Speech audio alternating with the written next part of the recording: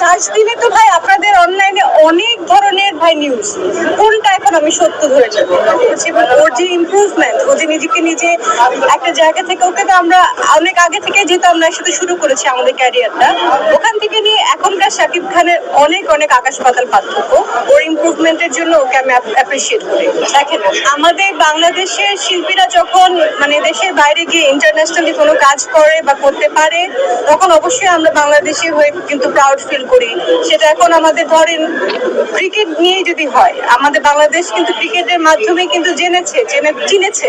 তো সেখানে যদি বাংলাদেশের চলচ্চিত্র বা আর্টিস্ট আলাদাভাবে নিজেকে উপস্থাপন করে দেশের বাইরে গিয়ে কোনো কিছু একটা জায়গা তৈরি করতে পারে, সেটা আমাদের জন্য অবশ্যই প্রাউড করার বিষয়।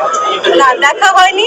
আমি ওই ছবির গান সবগুলো আমি দেখেছি এবং কিছু কিছু সিন আমি দেখেছি যেগুলো অলরেডি ভাইরাল হয়েছে।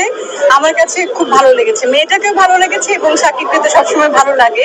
আমি বড় পর্দার জন্য একটা ছবি আমাদের রেডি আছে, যেটা অনুদানের ছবি, সেটা হচ্ছে ছোট্ট আহমেদের আহারে জীবন।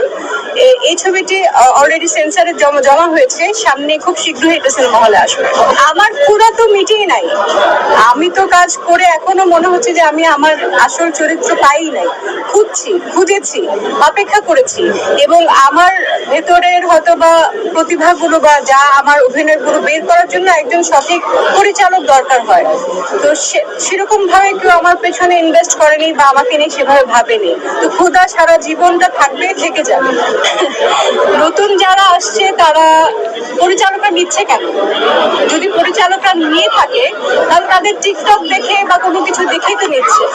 আমাদের সময় টিকটক ছিল না, আমাদের সময় সামনাসামনি এসে পরিচালকরা ইন্টারভিউ নিত, বলতো একটু নেচে দেখাও, একটু ফাইট করো বা